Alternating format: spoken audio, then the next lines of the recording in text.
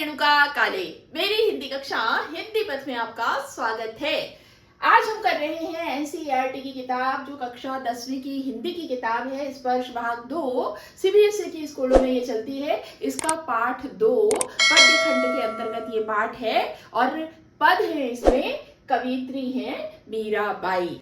जी हाँ, आप सभी जानते हैं कि मीराबाई 16वीं शताब्दी में थी। रैदास जो हैं उनके गुरु रहे हैं और वो कृष्ण की अनन्य भक्त थी और कृष्ण के प्रति उन्होंने अपने प्रेम को, अपने अनुराग को, अपनी एक निष्ठा को अपनी रचनाओं में साबित भी किया है। उनके कृष्ण के लिए, कृष्ण भक्ति में, कृष्ण के प्रेम में गाए गए पद जो हैं, जो उनके गीत जो हैं, बहुत ही मशहूर और आज भी हिंदी साहित्य में मीराबाई का एक आदरणीय स्थान है, सम्मान है। इस पाठ के अंतर्गत मीराबाई के 2 पद हैं। पहले पद में मीरा कृष्ण को याद दिलाती हैं, स्मरण दिलाती हैं कि कैसे कैसे वो भक्त वत्सल रहे हैं और उन्होंने भक्तों का उद्धार किया है और वो विनती करती हैं कि श्री कृष्ण तुम मेरा भी उद्धार करो। और दूसरे पद में श्री कृष्ण से निकटता के लिए वो उनकी चाकर बनना चाहती हैं, यानी कि सेविका, यानी कि दासी बन जाना चाहती हैं और ऐसा करके उन्हें क्या क्या प्राप्त होगा इसका एक मनोहारी वर्णन इस पद में किया गया है। तो चलिए शुरू करते हैं मीरा के पद। यहाँ देखिएगा, आपको डिस्प्ले में दिखाई भी देगा। ये पहला पद जो है वो है, हरि आप हरो जनरी भीर, द्रौपदी री लाज राखो, आप बढ़ायो चीर, भगत कारण रूप नरहरि, धरियो आप शरीर, मूढ़ तो गजराज राख्यो, काटी कुंजर पीर, दासी मीरा लाल गिरधर, हरो म्हारी धीर। मीराबाई यहाँ पर श्री कृष्ण को उनकी शक्तियां याद दिलाती हैं, उनके द्वारा किए गए पिछले कार्यों का स्मरण कराती हैं कि किस तरह से उन्होंने समय समय पर भक्तों का उद्धार किया है, उन्हें मुसीबत में जानकर और उनकी विपत्ति के क्षणों में उनका साथ देकर उन्हें उबार लिया है। कौन कौन से उदाहरण देती हैं? 3 उदाहरण वो दे रही हैं, तो आइए देख लेते हैं।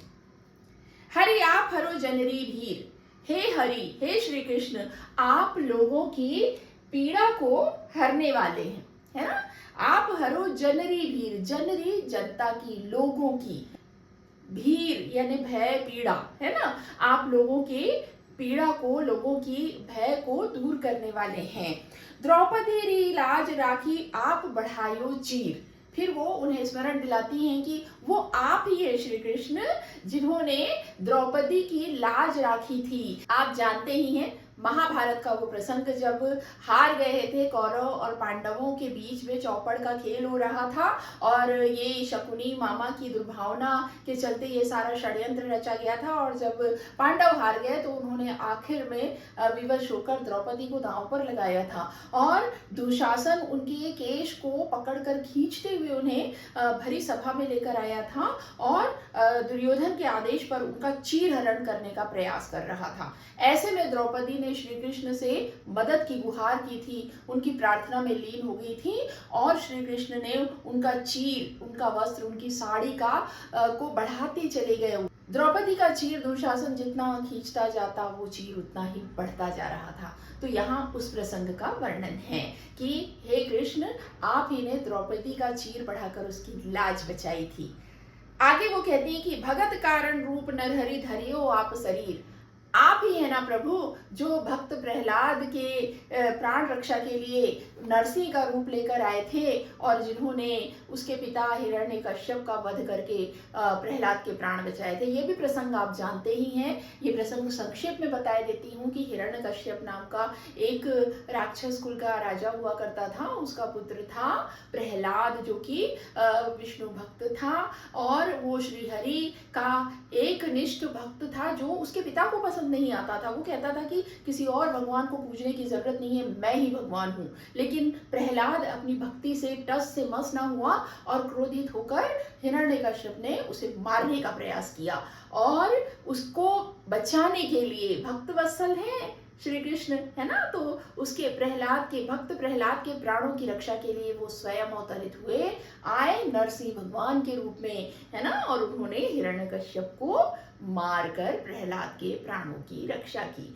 तो वो यही कह रही हैं मीराबाई कि आपने प्रहलाद को बचाने के लिए नरसिंह का अवतार लिया था, आप इस बात को याद करिए। फिर वो कहती हैं बूढ़तो गजराज राखियो काटी कुंजर पीर। अब देखिए, इंद्र के जो हाथी का नाम है ऐरावत, आप जानते ही हैं, ये भी प्रसंग मैं आपको संक्षेप में देती हूँ।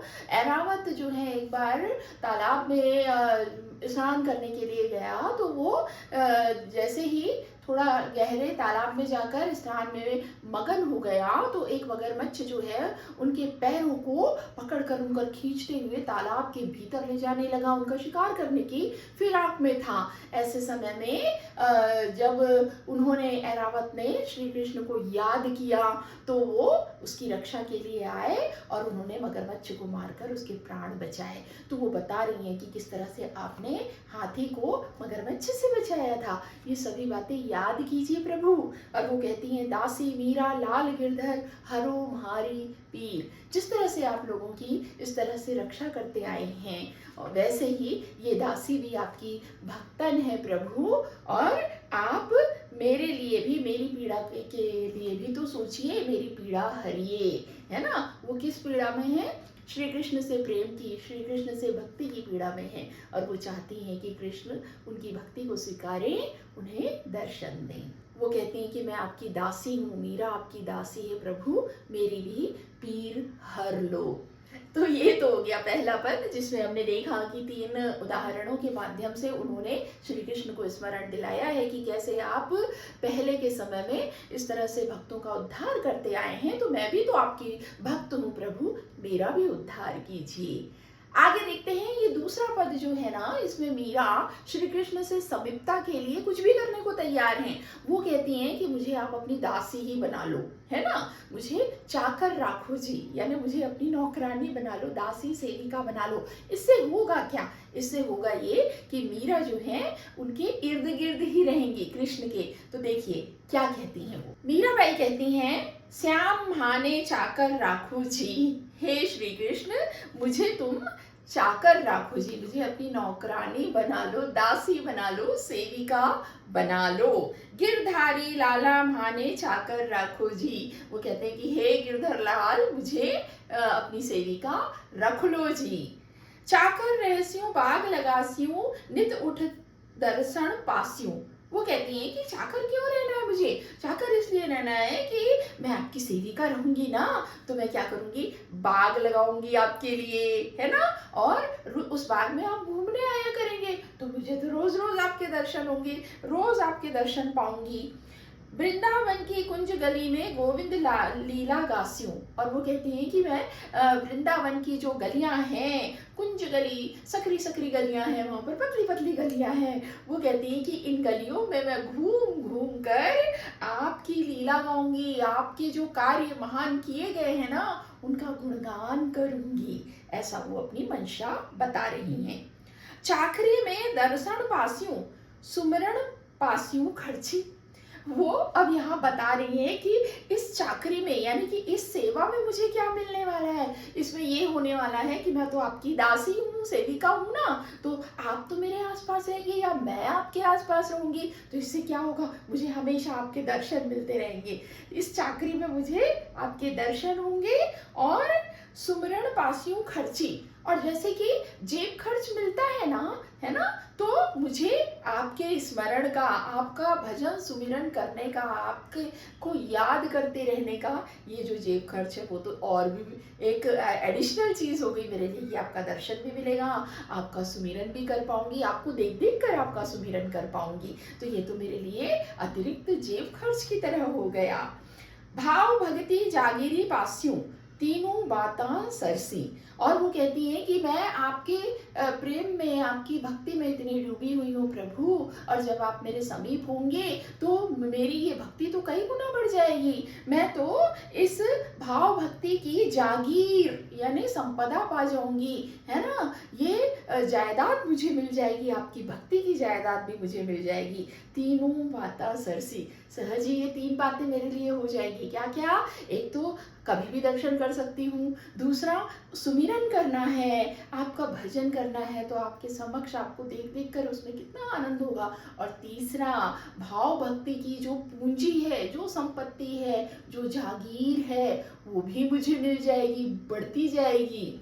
फिर मीरा कहती हैं, अब देखिए यहाँ आगे वो श्री कृष्ण के रूप सौंदर्य का, उनके श्रृंगार का वर्णन कर रही हैं। वो क्या कहती हैं? मोर मुकुट पीताम्बर सोहे, गल वैजंती माला। हे श्री कृष्ण, आपका मोहक रूप तो क्या कहूँ, है ना। आपके सिर पर मोर का मुकुट है और पीताम्बर सोहे, आपने पीले रंग का अंबर यानी कि वस्त्र धारण किया हुआ है। गल वैजंती माला, और आपके गले में वैजंती की माला है। वृंदावन में धेनु चरावे, मोहन मुरली वाला। और आप बिल्कुल मस्त होकर बेफिक्र से वृंदावन में गायों को चराते हैं, मोहन मुरली वाला। आप मुरली वाले, कृष्ण की मुरली, उनकी वंशी तो दुनिया में प्रसिद्ध है कि वो बहुत ही मनोहारी वंशी बजाया करते थे। उनकी वंशी की तान सुनकर गायें, प्रकृति, गोपियाँ, जो भी उनकी मुरली सुन लेता वो मदमस्त हो जाता था। तो वो कहती हैं कि मोहन मुरली वाले हैं आप, और आप गायों को चराते हैं। ऊंचा ऊंचा महल बनावो, बिच बिच राखूं बारी। हाँ, वो कहती है कि आपने, आपका रहने के लिए जो ऊंचा ऊंचा महल है ना, उसके बीच बीच में मैं बाग लगाऊंगी, है ना।